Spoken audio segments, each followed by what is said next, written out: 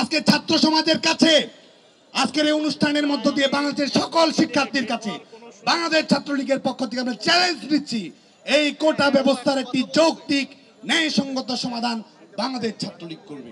এবং বাংলাদেশ ছাত্রলীগ অবশ্যই যেই সমাধানটি আধুনিক, যেই সমাধানটি যুগোপযোগী, যেই সমাধানটি টেকসই, যেই সমাধানটি কল্যাণধর্মী রাষ্ট্র ব্যবস্থার উপযোগী, যেই সমাধানটি হওয়া প্রয়োজন সেই সমাধানটি আমরা করব। আপনাদের তো ন্যায়সঙ্গত সমাধান করার আগ্রহ নেই। ন্যায়সঙ্গত সমাধান করার আগ্রহ যদি থাকতো, সংস্কারের ব্যাপারে যদি আগ্রহ থাকতো, পরিপত্র যখন বাতিল হয়েছিল তখন আপনাদের নৈতিকতা কোথায় ছিল? তখন অনগ্রসর জনগোষ্ঠীর প্রতি, নারীদের প্রতি দায়বদ্ধতা আপনাদের কোথায় ছিল? কখন কোন নৈতিকতা আপনাদের জেগে ওঠে? সেটি নিয়ে বাংলাদেশের ছাত্র সমাজ আসলে আসলে সত্যি এই প্রশ্নটি আমরা বাংলাদেশের ছাত্র সমাজের পক্ষ থেকে তাদেরকে করতে চাই। আমরা সুস্পষ্ট হয়ে বলছি, আমরা বৈষম্যের বিরুদ্ধে, আমরা সমতা নিশ্চিত করার পক্ষে। ব্যানার দিয়েছে, ব্যানারে নাম কি লিখেছে? বৈষম্য বিরোধী ছাত্র আন্দোলন। ব্যানারে লিখেছে বৈষম্য বিরোধী ছাত্র আন্দোলন, অথচ বাংলাদেশে বিসিএস পরীক্ষায় 100 জন ক্যাডারের মধ্যে 75 জন যে পুরুষ হয় এবং সে কারণে নারীরা যে বঞ্চিত হয়, সেই বৈষম্যের বিরুদ্ধে এই বৈষম্য বিরোধী প্ল্যাটফর্মের কোনো কথা নেই।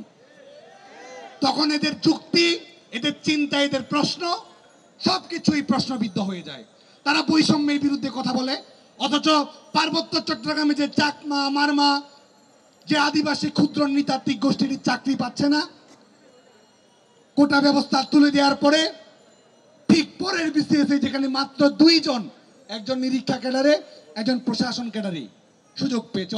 এর বাইরে পার্বত্য চট্টগ্রামের 50টির অধিক ক্ষুদ্র নৃতাত্ত্বিক গোষ্ঠীর কোনো প্রতিনিধিত্ব নেই। সবাই তো সরকারি চাকরির প্রতি আগ্রহ রয়েছে। বিনয়ের সঙ্গে প্রশ্ন করতে চাই বাংলাদেশের ছাত্রদের কাছে, মেয়েদের কাছে, বাংলাদেশের মেয়েদের পক্ষ থেকে আন্দোলনকারীদের উদ্দেশ্যে আমরা প্রশ্ন রাখতে চাই। পুলিশে মেয়েরা কত পার্সেন্ট জানেন? লাস্ট 6টা বিসিএসে শতকরা 4 জন পুলিশ এবং প্রশাসন ক্যাডারে, 4 জন থেকে 10 জন আমাদের নারীরা আমাদের প্রশাসন এবং পুলিশ ক্যাডারে যাচ্ছে। এটি কি বৈষম্য নয়? আর যারা আরেকটি বিষয় বুঝি না, সাংবাদিকদের কাছে আমরা ক্লিয়ার করার জন্য আহ্বান জানাই, এবং এটি নিয়ে কথা বললে ভাবে যে একটি তথাকথিত জনপ্রিয় আন্দোলন, এটার বিরুদ্ধে আমি বলবো, আমার জনপ্রিয়তা বাড়বে না কমবে? পপুলিস্ট প্রপাগান্ডা দিয়ে বাংলাদেশ ছাত্রলীগ কখনো পরিচালিত হয় না। আজকে বাংলাদেশ ছাত্র সমাজের পক্ষ থেকে আমরা সুস্পষ্টভাবে প্রশ্ন রাখতে চাই যে আমাদের একটি আধুনিক প্রাগ্রসর সমাজ ব্যবস্থা তৈরি করার জন্য যারা আমাদের আদিবাসী কোটায় গেছে, নারীদের কোটায় যারা গেছে, কোটা মানে কি তাদের কম মেধা? কোটা মানে কি কম মেধা? এই প্রশ্নটা নাকি উত্থাপন করা যাবে না। তাহলে এই মেধাবীদের মেধার সামনে নাকি আমাদেরকে প্রশ্নবিদ্ধ হতে হবে। যারা কোটা মানে কি একটি সিস্টেমের আওতায় একজন শিক্ষার্থী প্রোটেকশন পাবে, সাংবিধানিক প্রোটেকশন পাবে। কেন সেটি পাবে? আমরা প্রতিনিধিত্বমূলক ইনক্লুসিভ সোসাইটি এবং ইনক্লুসিভ রাষ্ট্র ব্যবস্থা আমরা দেখতে চাই। সে কারণেই তো যারা এই যে মেয়েরা রয়েছে, আমাদের বাংলাদেশের মেয়েরা রয়েছে, তারা কি প্রিলিমিনারি পরীক্ষায় পাশ করে না? তারা কি লিখিত পরীক্ষায় পাশ করে না? তারা কি ভাইভায় পাশ করে না? সমস্ত পাশ করায় উত্তীর্ণ হওয়ার পরেই তো তার উপরে এই আরোপিত সুযোগ সুবিধা তৈরিটি হয়। আর নারীদের যে কোটা রয়েছে, এটি কি বাংলাদেশের রোকেয়া হলের মেয়েরা শুধু নারী কোটা আবেদন করতে পারবে, নাকি শুধুমাত্র কক্সবাজারের মেয়েরা? সুযোগের যে সমতার কথা বলছি, বাংলাদেশের প্রত্যেকটি মেয়েই তো এই সাংবিধানিক সুরক্ষাটি পাবে। এবং একই সঙ্গে আমাদের প্রান্তিক যেসব অঞ্চল রয়েছে, শুধু আমরা ঢাকা শহরে লেখাপড়া করছি, মেট্রোপলিটনে পড়ছি, ভালো ভালো কলেজে পড়ছি, বিশ্ববিদ্যালয়ে পড়ছি, আমরা সব ধরনের সুযোগ সুবিধা পাচ্ছি, বাপের টাকা পয়সা আছে, আমরাই চাকরি পাবো? কৃষক, শ্রমিক, মেহনতি মানুষের সন্তানেরা তারা চাকরি পাবে না?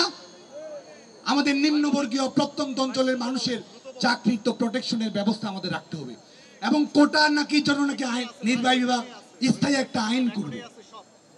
কোটা কি চিরন্তন কোনো বিষয়? আজকে নারী কোটার প্রয়োজন রয়েছে, 20 বছর পরে নারী কোটার প্রয়োজন তো নাও থাকতে পারে।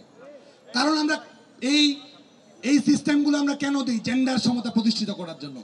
একটি পর্যায়ে যখন 20 বছর পরে যখন প্রশাসনে 40%, 50% নারীর অংশগ্রহণ আমরা নিশ্চিত করতে পারবো, তখন আবার তুলে নিব। কোটা সব সময় একটি চলমান প্রক্রিয়া।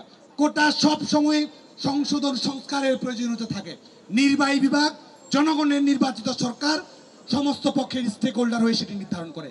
আর আজকে শাহবাগ থেকে আমি বলে দিচ্ছি, আমার কোনো ম্যান্ডেট আছে কিনা আমি জানি না, আমি এখান থেকে বলে দিচ্ছি যে পার্বত্য চট্টগ্রামের মানুষেরা এত পার্সেন্ট পাবে, তোমরা এত পার্সেন্ট কোটা পাবা, প্রতিবন্ধীরা এত পার্সেন্ট কোটা পাবে, নারীরা এত পার্সেন্ট কোটা পাবে। কার সঙ্গে কথা হয়েছে, কে ম্যান্ডেট দিয়েছে এই কথা বলার? আমাদের নির্বাচিত সরকার জনগণের সমস্ত অংশের সঙ্গে আলাপ আলোচনা করে বৈষম্য নিরসন করার প্রয়োজনে মেধা, সমতা, বৈষম্য নিরসন, অনগ্রসর জনগোষ্ঠীর প্রতি দায়বদ্ধতা সবকিছুর আলোকেই তো একটি সরকার সিদ্ধান্ত গ্রহণ করবে। কনস্ট্রাকটিভ পলিসি অ্যাডভোকেসির মাধ্যমে যেই সমস্যার সমাধান করা সম্ভব, মব জাস্টিস আর ভিড়ভাট্টার রায় দিয়ে কি সেই সমস্যার সমাধান করা যায়? ইকুয়ালিটি যদি প্রতিষ্ঠিত করতে চাই, সমতা যদি প্রতিষ্ঠিত করতে চাই, ইকুয়ালিটি প্রতিষ্ঠিত করার সাথে সাথে ইকুইটি প্রতিষ্ঠিত করতে হবে। সমতা প্রতিষ্ঠা করার সঙ্গে সঙ্গে ন্যায্যতা প্রতিষ্ঠিত করতে হবে।